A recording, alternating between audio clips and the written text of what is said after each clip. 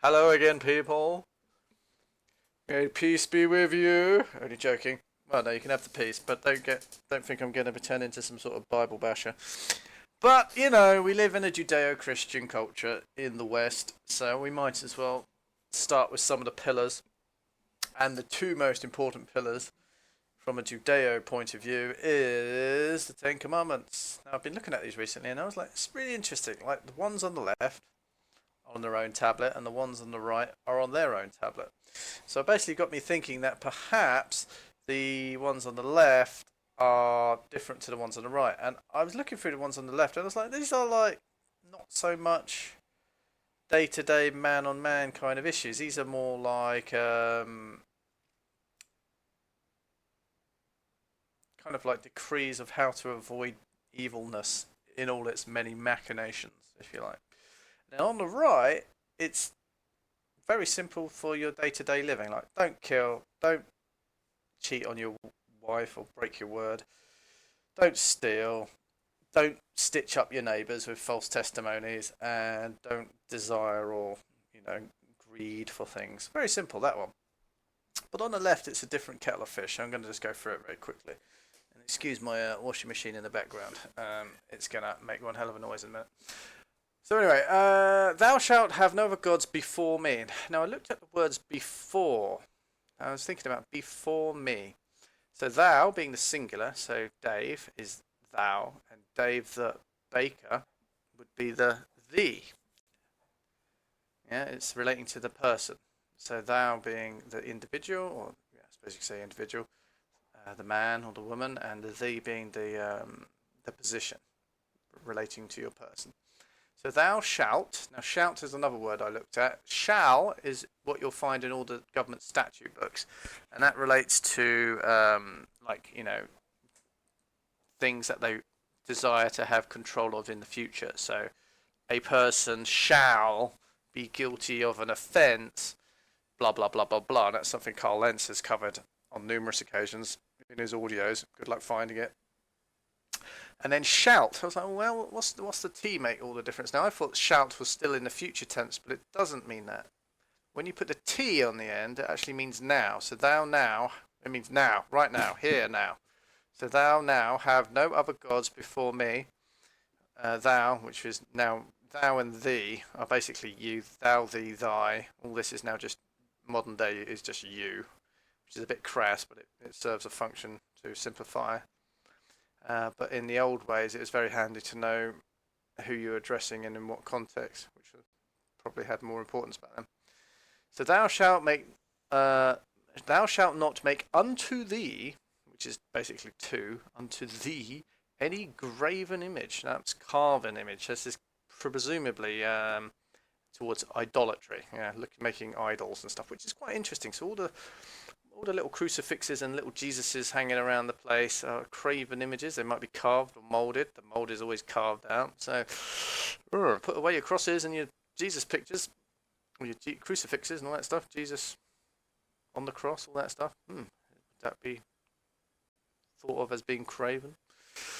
Thou shalt not make the name of the Lord thy God in. Thou shalt not take, the name of the Lord thy God in vain. You see how often I read these things. So that's presumably not disrespecting your father, which is also down here your actual mother and father, and the Lord your God, super creator being. Creator is quite often a nice way of putting it, because there's all kinds of religions and things out there. People have different beliefs, which we all love to respect. So so whatever your creator is, you do not take your creator's name in vain. Remember the Sabbath day. Now this is really interesting for me. Because I've been doing a lot of I was going through my law book the other day, and I was reading about all the kind of punishments that people would get when they would break the Sabbath day, like no trading, no work. Yeah, so if you had a shopkeeper's opening up on a Sunday, the Sabbath day, whether it's Friday, Saturday, or Sunday, depending on your preference, or a Wednesday, I think it is for the Scientology lot or whatever it is. But if you were caught selling goods or performing work on a Sabbath day, especially if you're a shop owner, they would take all your goods that you had with you to sell, take them off you, and give them out to the poor, because that's your punishment for breaking the Sabbath day. And I think that's a pretty severe and effective punishment people who would break the Sabbath day. Now think about it in the modern day context.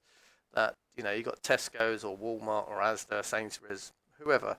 And they've all probably petitioned the government in last 20, 30, 40, 50 years to say, hey, let's have Sunday trading laws so that we can trade on the Sabbath day. And essentially the corporations are breaking the Sabbath. Well, no, the corporations aren't breaking the Sabbath. They're offering their services to the people. And if the people wish to break the Sabbath, then let the people do it. So basically, it's a bit of a stitch-up, really. So all the convenience of having a Sunday, like, hey, we're open, ready to go. You just have to come in and break your Sabbath. It's you breaking it, not us. It's quite funny. But anyway, I just thought that's quite nice in the modern context. And people, maybe even the millennials, who don't even know that shops used to be closed on a Sunday. Right, honour thy mother and father. I mean, that goes without saying. That's all about trust, yeah? So, your parents should be able, your mum and dad should be able to trust you, and you should be able to trust your mum and parents. And even if you can't trust your mum and dad, then you don't talk shit about them or go around spreading lies or rumours or other nonsense. You keep your tongue bitten, whatever. They are what they are, and you are what you are, and you are where you are at that particular time. So just get on with your life. Thou shalt not kill. Thou, said a singular again, shalt not kill. Because in the old days, before I realised what shout means, I thought shall. So were these tablets, as they used to be 2, 3, 4,000 years ago, whenever it was. These are tablets as they were then. I always thought, well, were the modern legislation written in the same vein as these tablets, as in thou shall not kill, as in sometime in the future you can't kill, but right now you can kill anyone you like. But no, because the shout, is actually saying now, thou now not kill. Thou shalt not commit adultery, which is when you exchange vows with your wife or your whatever. Then you just basically keep your word. Yeah, you keep your word. Adultery is an interesting one. I looked up and I don't know if I still got it up. Adultery was quite amusing because there was a definition within here which was a bit of an eye-opener for me. So I might as well spoil all your days. All your sex lives are going to go to ruin now. But in Middle English, also sex between husband and wife for recreational purposes. So having sex with your wife out of fleshy, carnal instincts and desires, even though it's your own wife, was actually seen as a form of adultery. I just thought, oh my God, you're damned if you do, you're damned if you don't, aren't you, really? So there you go. So sex is purely for the reason of making babies. Thou shalt not steal.